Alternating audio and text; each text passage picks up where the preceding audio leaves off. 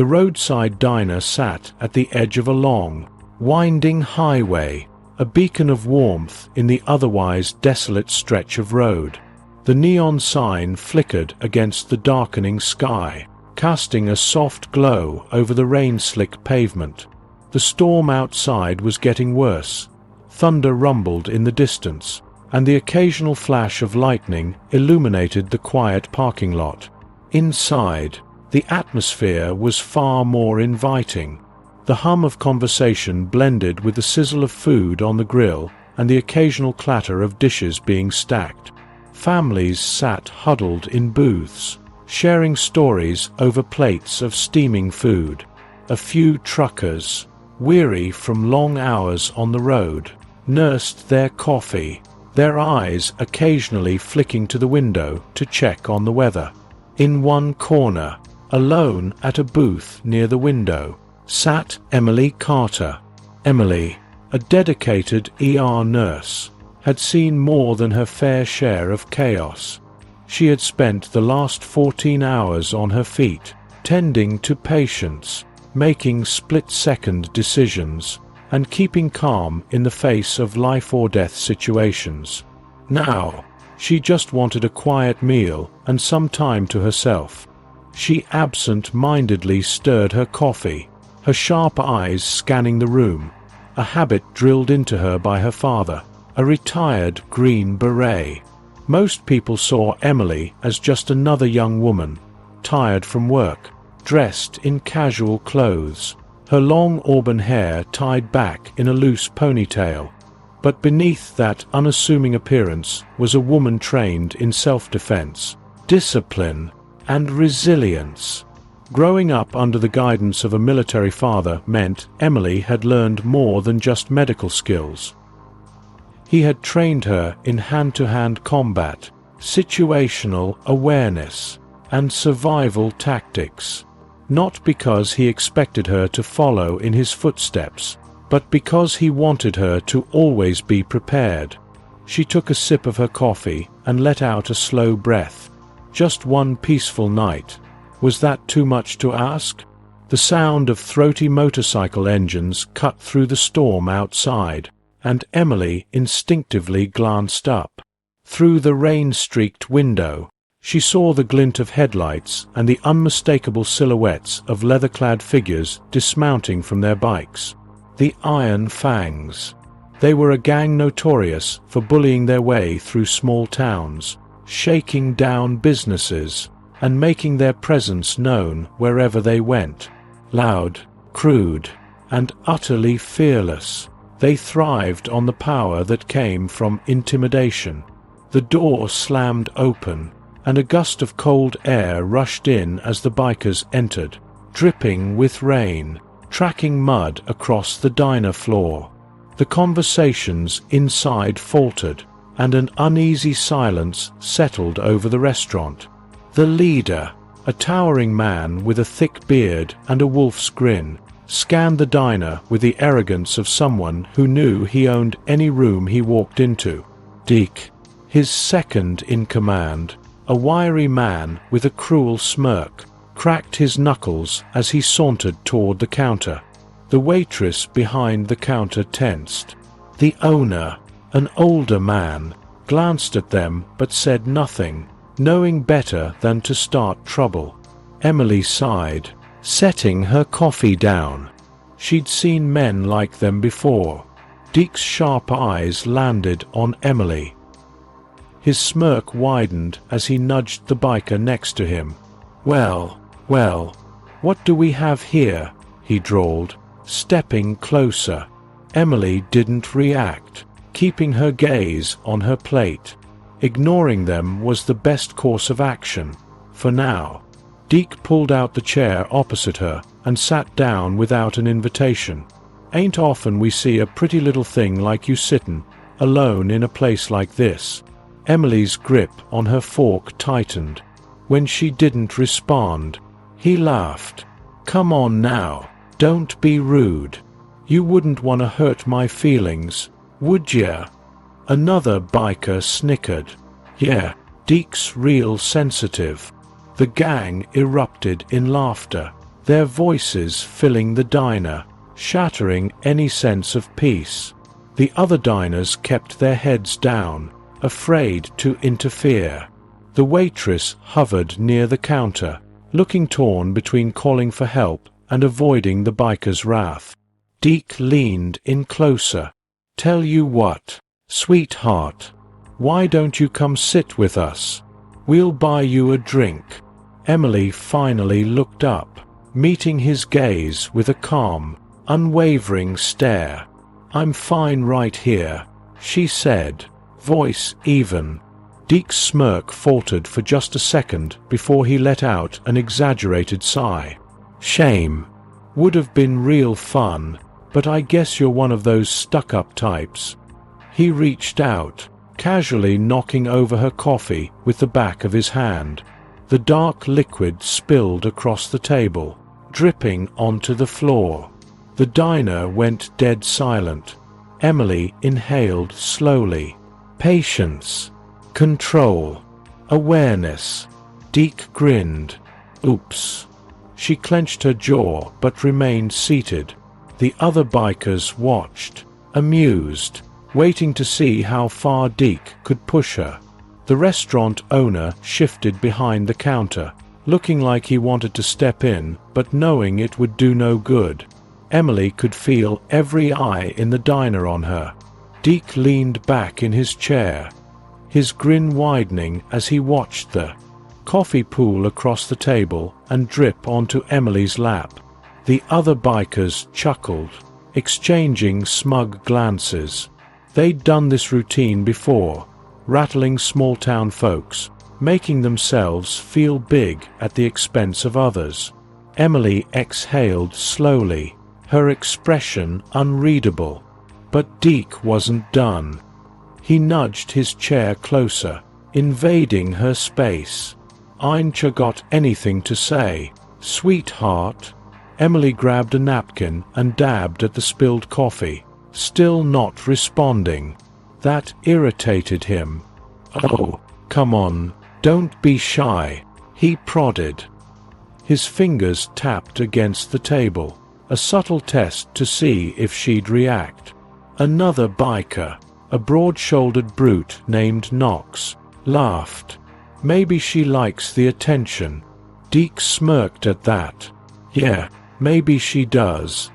Emily kept her posture relaxed, but her mind was already making assessments. 3 bikers directly in front of her, 2 more near the counter. None of them had any idea what she was capable of. Then Deke's tone darkened. "Or maybe," he said, tilting his head, "she needs a little encouragement." Without warning, he reached for her wrist. That was the mistake. Before his fingers could wrap around her wrist, Emily shifted. Just a slight movement, but enough to make him grab air instead. Deke blinked, caught off guard. "What the?" Emily's voice was calm, but sharp as a knife. "I wouldn't do that if I were you." The table went dead silent. Even the distant rumble of thunder outside seemed to pause. For the first time, a flicker of hesitation crossed Deke's face. He looked at her, really looked at her. Then he barked out a laugh, the tension in the air snapping as the other bikers joined in. "Oh, that's rich," Deke scoffed, shaking his head. "What's a nurse gonna do? Huh? Patch us up if we get a scratch." Knox grinned. "Maybe she's into tough guys." Emily stayed silent. The other diners watched in anxious anticipation. They had seen plenty of folks cower under the Iron Fangs, but Emily was different. She wasn't scared, and that made the bikers uneasy, even if they wouldn't admit it yet. The way Emily moved, the way she measured every moment, it wasn't something people just picked up from everyday life. It came from years of training. Flashback. Emily was 16, standing in a clearing behind her house. Her father, a retired Green Beret, stood across from her, his stance firm, his eyes calculating. "You have 3 seconds to stop an attacker," he told her. "After that, it's too late." She wiped the sweat from her brow. "And if they're bigger than me?" Her father's lips quirked into a slight smile. "Everyone's bigger than you. That's why you don't fight fair." Then, without warning, he lunged. Emily barely had time to react, but she didn't panic. Instead, she did what she had been trained to do. She moved, redirected his momentum, and in the next breath, she had him on the ground, his arm locked behind his back. She panted, adrenaline surging. Her father chuckled. "That's my girl." End flashback. Emily's hands flexed instinctively on the table, memories of years of training running through her mind. She wasn't afraid of men like Deke. She'd been trained for them. Deke, still smirking, leaned in again. "Listen, sweetheart, you." And then he reached for her again. Big mistake. Fast as lightning, Emily moved.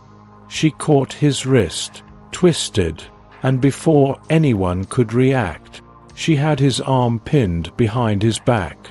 A strangled grunt escaped Deke's lips.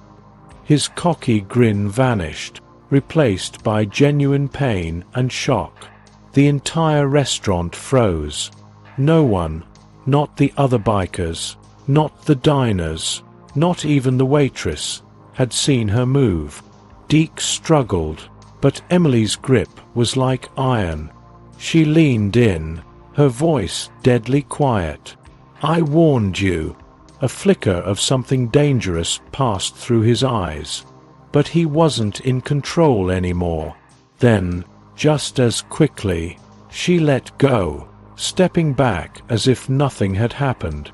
Deke stumbled, rubbing his arm, face twisted with humiliation and rage.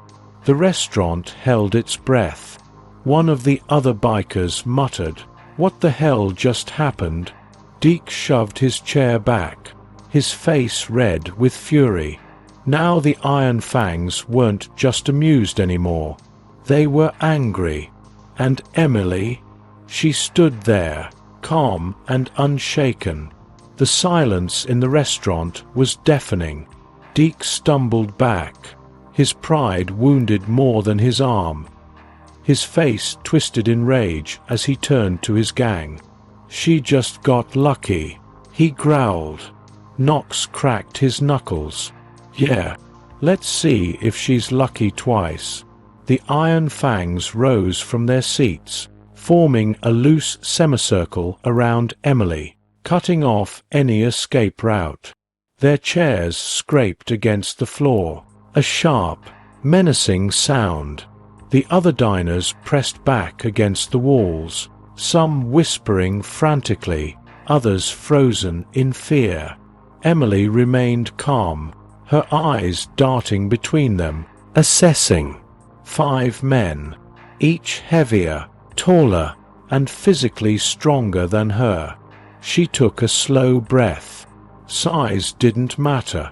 Their arrogance did. Deke smirked. "Last chance, sweetheart.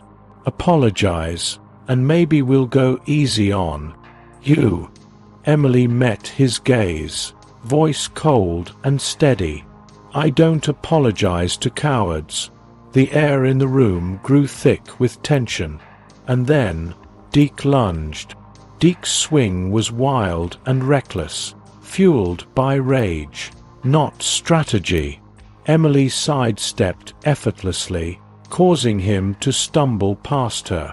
Before he could react, she drove her elbow into his ribs, making him gasp. Knox was next. He charged like a bull, aiming to tackle her. Emily dropped low, using his own momentum against him. She grabbed his arm, twisted her body, and sent him sprawling into a table. Dishes and silverware crashed to the ground. The bikers weren't laughing anymore. "Get her!" one of them shouted. Another came from behind, trying to grab her by the hair. Emily ducked, pivoted, and slammed her palm into his nose. He howled, staggering backward, blood dripping between his fingers. The restaurant erupted into chaos. Tables overturned. A waitress shrieked as a biker crashed into a row of bar stools. The remaining customers scrambled for safety, some clutching their phones, recording every second. The Iron Fangs had expected an easy target. Instead, they were being picked apart one by one. Deke recovered, his face contorted with fury. He grabbed a bottle from a nearby table and swung it at Emily's head. She barely dodged in time. The glass shattered against the wall behind her. But now, something shifted in the air. A slow, deliberate clap echoed through the room. The bikers froze. And then, from the back of the diner, a figure stepped forward. Razer. Razer was different from the others. He wasn't a thug like Deke or a brute like Knox. He carried himself with quiet confidence, his eyes sharp, calculating. He was a fighter, not just a bully. The other bikers stepped aside, giving him space. Emily exhaled slowly. She could handle reckless men. This one was a different beast. Razer rolled his shoulders, watching her. "You're good," he admitted. "Most people fold the moment we step into a place." Emily didn't answer. He smirked. "But you don't just know how to fight. You know how to win." She kept her stance firm. "Are we going to talk? Or are you going to do something?" His smirk widened. "All right then." He attacked. Emily barely had time to react. He was fast. Unlike the others, Razer didn't telegraph his moves. He threw a sharp, precise jab, which Emily barely dodged, only for a knee to come flying toward her ribs. She blocked, but the force rattled her. She countered, aiming a kick at his side. He caught her foot midair and twisted. Emily barely rolled out of the fall. For the first time in the fight, she was on the defensive. The bikers watched, their earlier smugness replaced by anticipation. Blow for blow, they exchanged attacks. Emily used her speed and agility to evade his raw power, countering with precision. But Razer was experienced. He adapted quickly. A well-placed strike sent Emily stumbling back, her vision blurring for half a second. It was all Razer needed. He grabbed her, attempting to lock her in a chokehold. Emily's mind raced. Think. React. Don't panic. She remembered her father's words. Use their strength against them. Instead of struggling, Emily shifted her weight, letting Razer's momentum carry them both. She twisted at the last moment. Suddenly, he was the one off balance. In the next second, she had him pinned on the ground, her arm around his throat. His muscles tensed, but she had the leverage. The room held its breath. Razer's fingers twitched, his breathing ragged. He struggled, but Emily tightened her grip. And then, he tapped out. A beat of silence. Then another. And then, the restaurant erupted into cheers. Emily released him, stepping back. Razer sat up, rubbing his throat, and for a moment, their eyes met. He nodded, a silent acknowledgement. But Deke and the others? They weren't as gracious in defeat. "Let's get outta here," one of them muttered, grabbing his jacket. Knox cursed under his breath as he staggered to his feet. The Iron Fangs collected their wounded pride and began filing out of the diner. But before leaving, Razer paused at the door. "You've made enemies tonight," he said, his tone neutral. Emily didn't flinch. "So have you."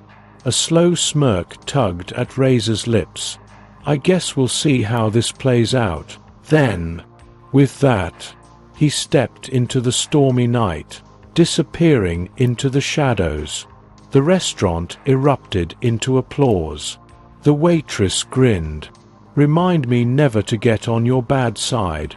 An elderly man at the counter raised his coffee cup. "That was the best damn entertainment I've seen in years." Emily, breathing heavily, finally allowed herself a small smile. But even as the adrenaline faded, one thought lingered in her mind. This wasn't over. The sound of police sirens pierced the night, their flashing lights bouncing off the rain-soaked pavement. Emily remained at the counter, calmly sipping her now cold coffee, while the rest of the restaurant buzzed with post-fight energy. Some customers were still in shock, whispering amongst themselves. Others were grinning, replaying the spectacle they had just witnessed. The front door swung open, and in stepped Sheriff Hank Lawson, a man whose presence alone could quiet a room. He was a tall, broad-shouldered figure in his late 50s, with graying hair and a face weathered by years of dealing with troublemakers. His boots thudded against the floor, his belt jingling slightly as he adjusted it. His gaze swept over the disheveled scene, overturned tables, broken glass, and a few bloodstains smudged on the floor. His eyes landed on Emily, who met his stare without a flicker of emotion. "All right," he said, voice deep and measured. "Somebody tell me what the hell happened here." Before Emily could respond, the waitress practically sprinted forward. "It wasn't her fault, Sheriff," she blurted out. "Those bikers started it. They were harassing me and causing trouble. She just handled things." The other patrons nodded and chimed in. "She didn't throw the first punch," a trucker added. "She was just defending herself," said an elderly man. "That gang's been causing problems for months," muttered another. The sheriff listened without interrupting, his face unreadable. When they were done, he exhaled through his nose and turned his attention back to Emily. His eyes studied her, not just the way she stood, but how she carried herself, how she stayed utterly calm in the wake of chaos. Something about her clicked in his mind. "You're not just some ordinary traveler, are you?" he finally said. Emily didn't answer, but she didn't have to. The sheriff's expression softened just slightly, as if he understood more than he let on. "You showed restraint," he finally said. "Could have done a lot more damage. But you didn't." Emily gave a slow nod. "Didn't see a reason to." Hank considered this, then sighed. "All right. Looks like we don't have an incident worth arresting over." But he leaned in slightly, lowering his voice. "Those boys won't forget what happened here." The sheriff tilted his head toward the parking lot, where the Iron Fangs were lingering by their bikes. They weren't leaving just yet.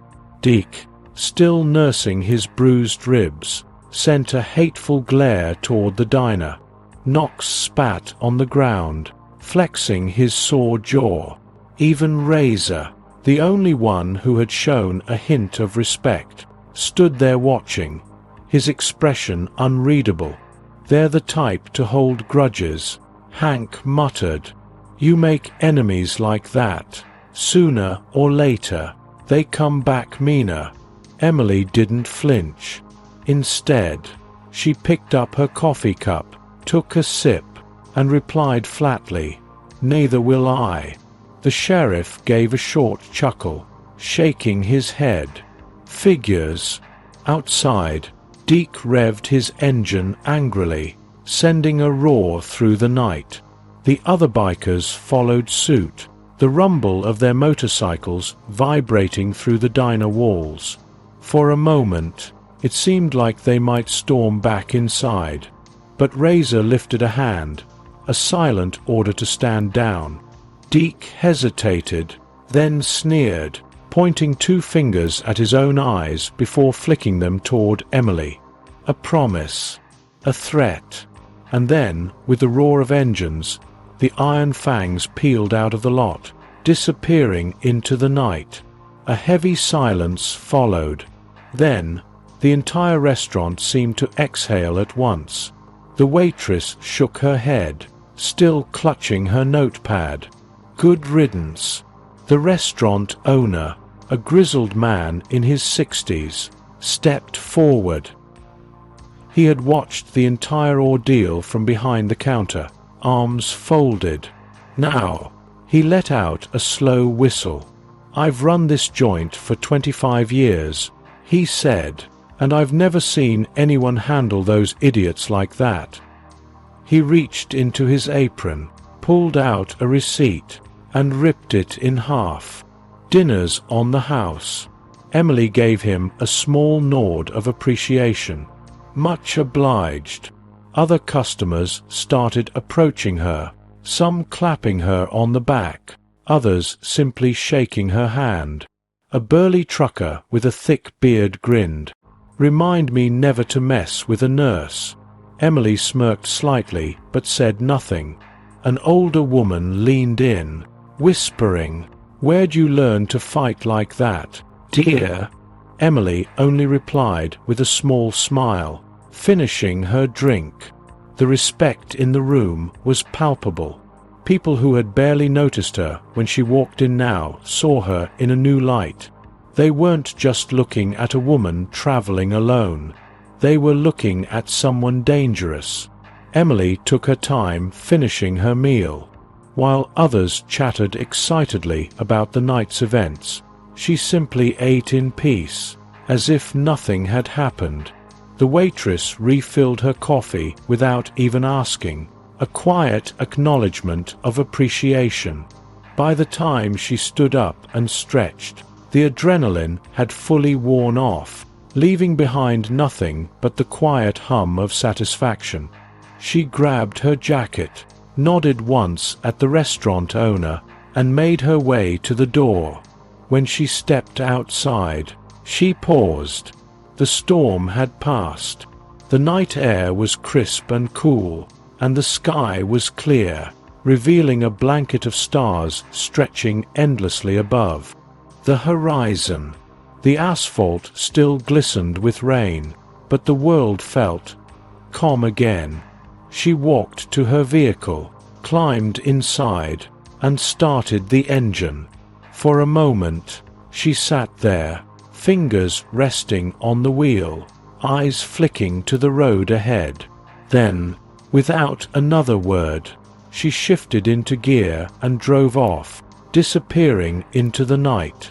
Behind her, the diner was still buzzing with life, a place forever changed by the story they would tell for years to come. Strength isn't always about size or power. It's about knowing when to stand your ground. Word travels fast in small towns. Within a week, the story of what happened at the roadside diner spread like wildfire. Truckers told the tale at gas stations and rest stops. Waitresses gossiped about it during coffee breaks. Even local law enforcement heard whispers of the night a lone woman took down the notorious Iron Fangs. At first, some people didn't believe it. A whole gang taken down by one woman? No way. But the ones who were there, they knew the truth. And soon, the Iron Fangs became a laughingstock. Their reputation, built on fear and intimidation, was shattered overnight. No one feared them anymore. They became a joke.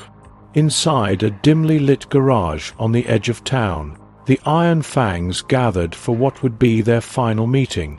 Deke, his face still bruised, slammed his fist against the table. "We let some random woman humiliate us," he snarled. "People are mocking us." Knox muttered something under his breath, still nursing a fractured rib. "Ain't nothing random about her." Razer, the gang's leader, remained silent, staring at the beer in his hand. He had felt it. The precision, the control, the experience. Emily wasn't just some tough woman who got lucky. She was trained, and she had let them live. Deep down, Razer knew the truth. She could have ended them if she wanted to. Now, the Iron Fangs had two choices: live with the shame or disappear. One by one, members started throwing their cuts onto the table. They had no future here, no respect, no power. By the next morning, the Iron Fangs were no more. Hundreds of miles away, Emily sat on the porch of a quiet cabin, nestled in the woods. She sipped her coffee, watching the sunrise over the distant hills. The world was peaceful again. A radio played softly in the background, crackling with the morning news. A local biker gang, the Iron Fangs, has reportedly disbanded after suffering an embarrassing defeat. Emily smirked slightly, shaking her head. She wasn't surprised. She hadn't set out to destroy them. But when you build a reputation on fear, all it takes is one loss to bring it all crumbling down. She took another sip of coffee, letting the warmth settle in her chest. She didn't know where the road would take her next. But one thing was certain. No matter what came her way, she'd be ready. Sometimes, the strongest people aren't the loudest. They're the ones who walk away, knowing they've already won.